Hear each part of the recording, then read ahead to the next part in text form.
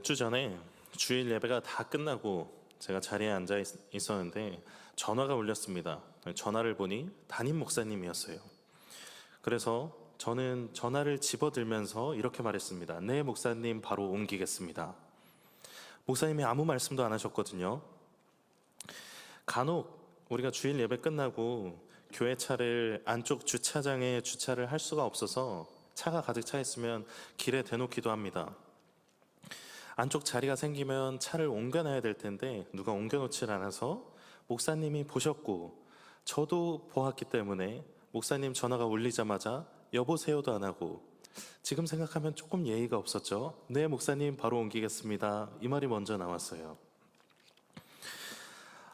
왜 제가 바로 알아차릴 수 있었을까요? 같은 관점에서 바라보기 때문입니다. 그것을 보고 어떤 것을 해야 할지 같은 생각을 하기 때문이죠. 흔히 이런 거는 우리가 가족끼리 집에서 많이 경험을 하죠. 한참 못 만나고 있다가 교회에서 이렇게 가족들 만나서 혹시 그거 했어? 그러면 그거 했어 하고 대답합니다. 옆에 있는 사람은 그게 뭔지, 뭐를 했는지 아무도 알 수가 없죠. 근데 가족끼리는 다 알 수 있습니다. 그거라고 말해도 다 통하는 것이 있죠. 무엇을 생각하고 고민했는지 같이 살아왔기 때문에 착하면 척하고 척하면 착할 수 있는 것이죠. 그런데 늘 그렇게 같은 마음이 되지는 않습니다. 서로 어긋나거나 다른 생각을 하고 또 엉뚱한 결과를 불러오기도 하죠. 이 같은 마음을 가진다는 것은 사실 매우 어렵습니다. 왜냐하면 각자 다른 환경에서 살았기 때문이죠. 성장하면서 만나는 사람이 다르고 마주하는 환경과 상황들이 다르기 때문에 그 이후에 똑같은 상황을 마주하더라도 해결하려는 방법이 각자가 다 다릅니다. 그렇기 때문에 또 아무것도 아닌 것으로, 또 아주 사소한 것으로 다투기도 합니다. 결혼해서 가장 많이 처음에 다투는 것이 뭐가 있을까요? 휴지를 이쪽으로 내려오게 걸 거냐, 이쪽으로 내려오게 걸 거냐. 치약을 나는 가운데부터 짜고 누구는 뒤에서부터 짜고. 또 교회에서도 비슷한 문제들이 참 많죠. 어묵을 사각형으로 썰 거냐, 사다리꼴로 썰 거냐. 오이를 동그란 모양으로 썰 거냐, 깍둑 썰 거냐. 계속해 볼까요? 바다로 가냐, 산으로 가냐, 관광을 하냐, 휴양을 하냐, 된장이냐, 김치냐. 이 사소한 것, 아무것도 아닌 것, 여러분 말하다 보면 끝도 없죠. 이 사소한 것들은 그냥 내가 양보해야지 하면 양보할 수 있는 것이죠. 근데 이런 사소한 것들을 양보하다가 중요한 문제라고 생각되는 일에 내가 양보하기 싫어지는 때가 옵니다. 그때 갈등이 발생하죠. 그리고 이런 마음이 피어납니다. 내가 매번 양보했는데, 내가 매번 배려했는데. 가정에서도 교회에서도 마찬가지죠. 자꾸 이런 갈등이 생기면 오늘 본문처럼, 오늘의 제목처럼 날마다 마음을 같이 하기가 참 어렵습니다. 서운한 마음, 원망하는 마음이 자꾸 생기죠. 이런 마음은 계속 참아서 해결되지는 않습니다. 그런데 우리는 상대방이 왜 그렇게 행동하냐 보다 나 스스로가 왜 그렇게 그 일이 화가 나며 서운한지 알 필요가 있습니다. 오늘 사도행전의 신앙 공동체, 초기 그리스도인 공동체는 같은 마음과 같은 생각을 하며 그 공동체를 유지해 나갔습니다. 오늘 읽은 본문의 처음처럼 날마다 마음을 같이 하였습니다. 이 초기 공동체, 초기 그리스도인 공동체는 어떤 마음을 같이 했을까요? 본문 바로 앞에 나온 사건은 우리가 익히 들어 알고 있는 오순절 성령 강림 사건입니다. 공동체 가운데 불같은 성령이 임하고 베드로의 설교를 통해 성령 하나님께서 많은 사람들을 세례를 받게 하시고 또 무려 3,000명의 신도가 더해집니다. 우리가 기억해야 할 것은 이 공동체를 유지하고 있는 것이 기적이 나타나고 성도의 수가 늘어났기 때문이 아니라 성령 하나님의 감동으로 같은 마음을 가지고 있다는 사실입니다. 이들은 성령 하나님께서 주신 그 같은 마음으로 살아갔습니다. 제가 자주 하는 이야기인데 우리는 늘 당신은 사랑받기 위해 태어난 사람을 듣고 싶어 하는 존재입니다.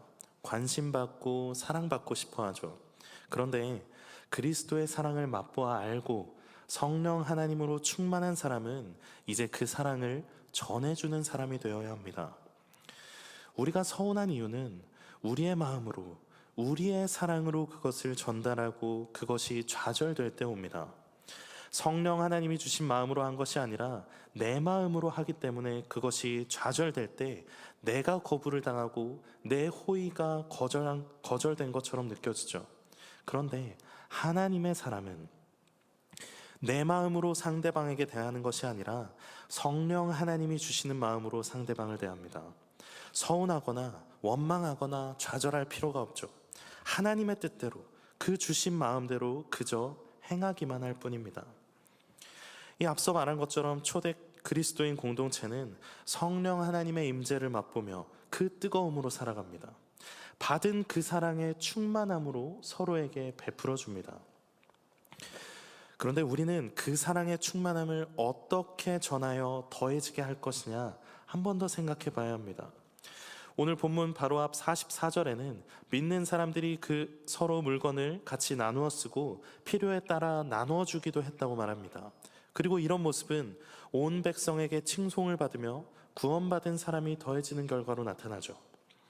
그런데 이 말씀을 보며 그래, 우리도 많은 사람들에게 나누어 주고 베푸는 삶을 살아야지 하고 생각합니다.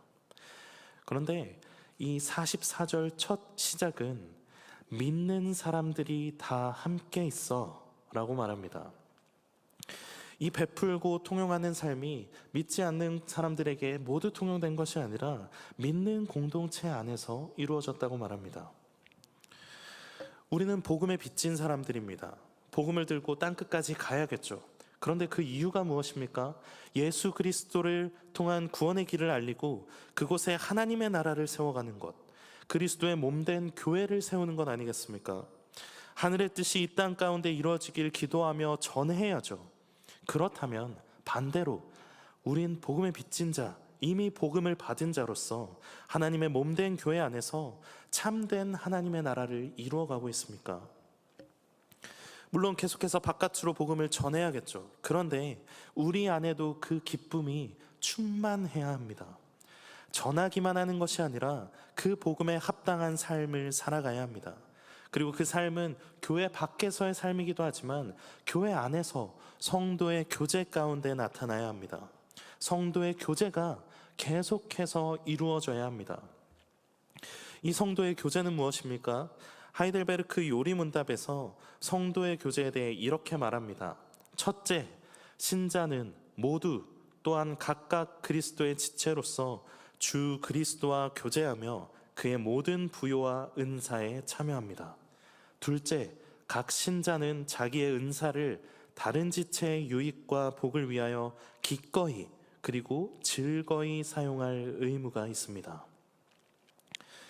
성도가 교제하는 것, 교회를 함께 세워나가는 것은 내가 그리스도와 함께 교제하며 그가 베푸신 것에 참여하고 또 그 마음과 베푸신 것을 본받고 나에게 주신 은사대로 다른 지체에게 다시 베푸는 것입니다. 내 욕심이나 내 계획이 아니라 하나님이 주신 마음으로 날마다 다른 사람을 위하여 섬기는 것, 그것이 우리 교회 안에서 주어진 우리의 사명입니다. 이 사명, 성도의 교제는 하늘로부터 성령 하나님이 주신 감동과 그 은사로부터 오는 것이기에 초기 그리스도인 공동체처럼 날마다 마음을 같이 할 수 있는 것이죠. 성령 하나님께서 주신 마음과 은사로 섬기는 것, 이것이 날마다 마음을 같이 하는 비결입니다. 이런저런 일들 사이에 의견 대립이 있고 내 마음에 들지 않은 때가 분명히 있습니다. 아니요, 많습니다. 점점 없어집니까? 아닙니다. 가까이 할수록 점점 많아질지도 모릅니다. 그러니 우리의 마음을 날마다 같이 하기 위해서는 성령 하나님이 주신 마음으로 일하고 성령 하나님이 기뻐하시는 선택을 하며 성령 하나님께서 이끄시는 그 방향대로 나아가야 합니다. 우리의 환경과 생각, 가지고 있는 형편과 능력이 다 다르지만 오직 하나님은 변함이 없으시니 그 변함없는 하나님을 바라보고 그가 주신 마음대로 따르기만 한다면 우리가 어떤 노력을 하지 않아도 우리는 날마다 우리 모두의 마음을 같이 알 수 있습니다. 우리는 인간적인 노력을 많이 하려고 합니다. 양보하려고 하고 배려하려고 하죠. 그런 태도는 아주 좋은 태도입니다. 그런데 그런 노력의 기초는 바뀌어야 합니다. 내가 더 노력해야지가 아니라 내가 주님 주신 마음으로 해야지, 주님 주신 그 마음으로 해야지가 되어야 합니다. 예수님께서 지금 내게 바라시는 행동이 무엇일지 고민하고 그대로 실천해야 합니다. 그러면 우리에겐 서운할 것이 없습니다. 내가 노력하고 내 마음을 바꾸려고 하는 것이 아니라 기본적인 내 마음을 버리고 하나님의 마음으로, 성령 하나님으로 충만하여서 말하고 행동할 수 있도록 해야 합니다. 그래서 우리 예수님께서도 요한복음 15장 10절 11절에서 이렇게 말씀하십니다. 내가 아버지의 계명을 지켜 그의 사랑 안에 거하는 것 같이 너희도 내 계명을 지키면 내 사랑 안에 거하리라. 내가 이것을 너희에게 이름은 내 기쁨이 너희 안에 있어 너희 기쁨을 충만하게 하려 함이라. 예수님께서는 다른 노력이 아니라 아버지의 계명을 지켜서 그 사랑 안에 거하라고 말씀하십니다. 아버지의 뜻대로 그 방향대로 나아가면 그 사랑 안에 거하게 되고 하늘로부터 온 기쁨이 충만하게 됩니다.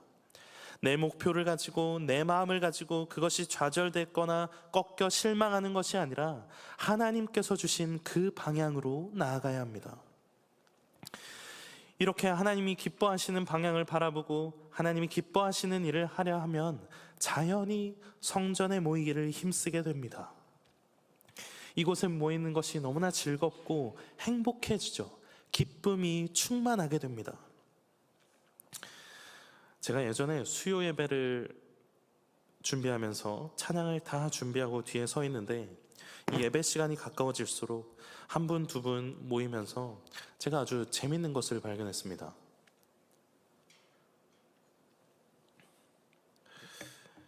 이 한 분, 두 분 앉으시는데 먼저 재밌었던 것은 서로 굉장히 멀리 떨어져 앉으세요. 물론 앉을 자리가 아주 많기 때문에 멀리 떨어져 앉을 수 있죠. 그래서 서로 조금 서먹서먹하신가, 친하지 않으신가 생각했는데 그 이후에 더욱 놀라운 광경이 펼쳐지는데 자리에 앉아서 가방을 놓고 서로를 찾아가기 시작합니다. 그러면서 인사를 하시면서 어떻게 지냈는지, 아픈 데는 괜찮으신지 이런저런 이야기를 나누시더라고요. 오늘도 제가 조금 일찍 앉아서 뒤에 앉아 있었는데 오셔서 늘 변함없이 멀리 떨어져 앉으시고 가방을 내려놓으신 후에 서로를 찾아가기 시작하시더라고요. 그러면서 우리 행복한 교회 모든 성도들이 이렇게 서로를 찾아가고 인사하고 서로를 위해서 기도할 수 있는 공동체가 되었으면 좋겠다 생각했습니다. 서로 교제가 없는데 그 사람을 향한 하나님의 마음을 어떻게 알 수 있겠습니까? 서로 무난하고 인사하고 교제해야 기도도 하고 주께서 주신 마음대로 섬길 수 있습니다. 중요한 것은 내 마음이 가는 대로가 아니라 성령 하나님께서 주신 마음으로 날마다 마음을 같이 해야죠. 기도하는 마음으로 주변을 둘러보세요. 주변을 지금 한번 둘러볼까요? 너무 일찍 와서 오늘 누가 왔나? 내가 이따가 돌아가면서 누구에게 무난하고 인사를 해볼까? 못다한 이야기가 누가 있나? 그리고 이 모이기를 힘쓰는데 더욱 중요한 것은 이 초대 그리스도인 공동체가 성전에서 모이기를 힘썼다는 사실입니다. 이것은 단지 그들이 서로 만나서 교제하며 웃고 떠들기만 좋아했다는 것이 아니라 주 안에서 함께 기뻐했다는 사실입니다. 마음이 잘 맞고 뜻이 통하면 어디서든 만날 수 있지 않겠습니까? 그러나 초대교회 공동체가 공유한 가장 중요한 것은 하나님이 주신 마음이었고 하나님이 주신 기쁨이었습니다. 예수 그리스도의 사랑으로 만족하며 부활을 기뻐하고 복음의 삶을 함께 나누었습니다. 그렇기 때문에 마음을 같이하여 성전에 모이기를 힘썼습니다. 함께 모여 성령 하나님이 주신 기쁨을 누리고 예수님의 부활을 기뻐하며 찬양하는 공동체로 세워진 것이죠. 그리고 이 안식일 성전에서 모이던 모임에서 그치지 않고 성도의 삶으로 깊숙이 들어갑니다. 오늘 성경에도 모이기를 힘쓰고 그 다음에 무엇라 말합니까? 집에서 떡을 떼며 기쁨과 순전한 마음으로 음식을 먹고 하나님을 찬미하였다고 말합니다. 교제가 단지 안식일의 종교적인 모임을 하는 수준에 머문 것이 아니라 그 기쁨은 삶으로 흘러들어가고 서로 모이게 됩니다. 서로의 집에서 같이 교제합니다. 이 교제 안에도 기쁨이 있었고 순전한 마음으로 서로 나누었죠. 그리고 모임에서도 여전히 하나님을 찬미하는 형태가 지속되었습니다. 단순히 오늘 만나서 우리 식사 한번 같이 합시다가 아니라 하나님께서 주신 물질로 대접하고 기쁨을 나누고 순전한 마음으로 먹고 하나님을 찬미하였습니다. 그들이 모이는 모든 곳에서는 하나님이 빠지지 않았죠. 교회 공동체 안에서는 모든 모임은 언제나 하나님이 있는 것입니다. 우리의 모든 모임도 이와 같기를 소망합니다. 우리가 모이는 모든 곳에 하나님을 찬미해야 합니다. 서로의 삶에서 어떻게 신앙인으로 분투하며 살아갔는지 나누고 또 그 분투 중에 경험한 하나님의 은혜를 공유하며 놀라운 일을 펼치시는 하나님을 찬양하는 모임들이 되길 소망합니다. 그 은혜와 함께 음식을 나눌 때 참으로 영과 육이 건강해지는 것 아니겠습니까? 우리 모든 모임이 주님 안에서 이루어져서 주께서 주신 기쁨을 충만히 누리기를 소망합니다. 우리 주님께서 우리 모임 가운데 그렇게 임하실 줄로 믿습니다. 그리고 그런 삶은 놀라운 결과를 가져옵니다.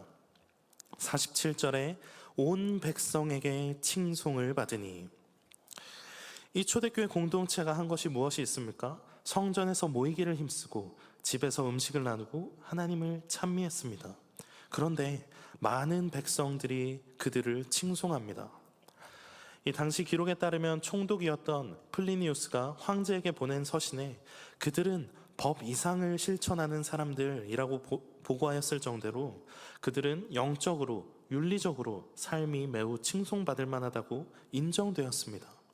이런 인정이 어디에서 옵니까? 성령 하나님의 이끄심대로 그 마음을 날마다 같이 합으로, 성전에서 예배함으로, 떡을 땜으로 이루어졌습니다.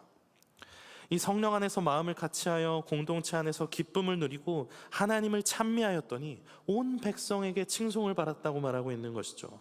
물론 이 칭송이 단지 예배를 잘 드리고 모이기에 힘썼기 때문만은 아닐 것입니다.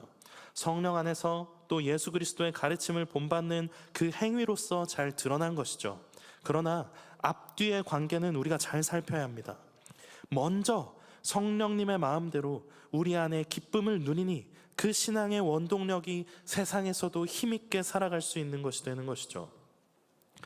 성전에서 모이는 것이나 떡을 떼고 음식을 나누는 모임은 삶 속에서도 악한 상황과 유혹에서 견디어낼 수 있는 힘을 얻게 됩니다. 그러면서 어떤 문제 상황이나 갈등 상황에도 예수 그리스도를 모르는 사람과는 다르게 행동하고 살아가게 되죠. 그리고 그 행동은 자연스럽게 주변에 영향력을 끼치게 됩니다. 대체로 우리 구역들은 다양한 연령이 합쳐져 있죠. 그렇게 다양한 경험과 생각을 공유하게 됩니다. 그리고 예수 안에서 다른 세대를 어떻게 대해야 할지 우린 고민하게 되죠. 어른들의 충고나 삶에서 얻게 된 지혜를 말씀해 주시는데 그저 꼰대라고 칭하는 그리스도인 청년이 있다면 세상과 다를 바가 없겠죠. 반대로 요즘 젊은 사람들이 버릇없다는 어른들도 세상과 똑같이 반응하고 만다면 우리가 외치는 세대의 통합과 예수 그리스도의 몸된 교회를 어떻게 함께 이루어 나갈 수 있겠습니까? 우리는 달라야 합니다. 성령 하나님께서 주신 마음으로 세상과는 다르게 해석하고 다르게 반응해야 합니다. 세상에서 MG 말하면서 혀를 차는 어른들만 만나다가 교회 공동체 안에 들어왔더니 다른 경험을 하고, 꼰대라 부르며 귀담아 듣지 않는 젊은 세대만 만나다가 교회에 와서 다른 경험을 하게 되면 사람들은 알게 됩니다. 교회는 뭔가 다르구나. 교회 공동체는 다르구나. 복음을 알고 성령 하나님이 주시는 마음으로 행하는 공동체는 자연스럽게 영향력이 있는 공동체로 거듭나게 됩니다. 그러면 자연스레 많은 사람들에게 복음이 전파되는 것이죠.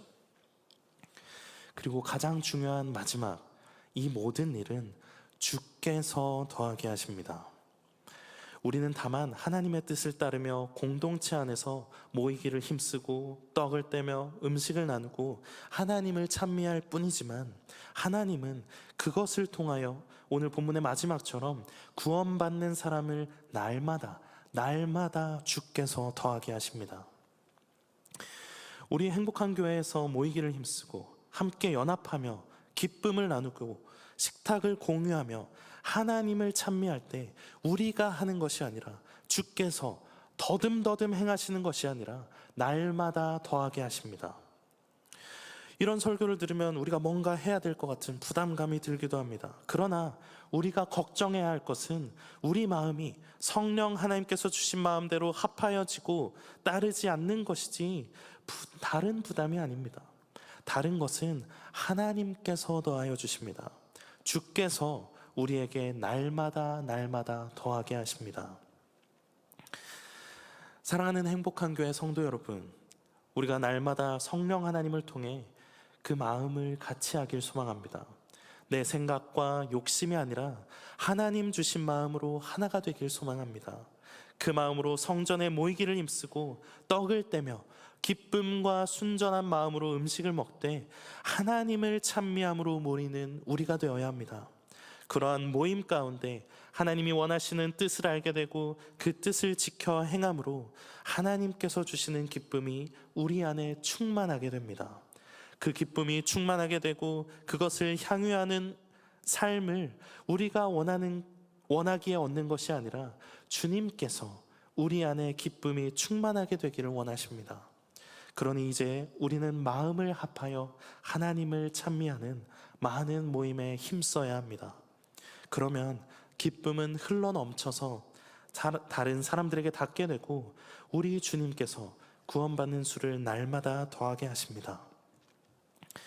주께서 사랑하는, 사랑받는 하나님의 성도 여러분, 날마다 마음을 같이 할 때 날마다 더하게 하시는 하나님의 은혜와 충만한 기쁨을 받아 누리고 또 그 기쁨이 흘러 넘치게 될 줄로 믿으십시오. 그 믿음으로 교회를 사랑하고 모이기에 힘쓸 때 세상이 알지 못하는, 세상이 줄 수 없는 그 평안함, 그 기쁨을 우리 주님께서 주십니다.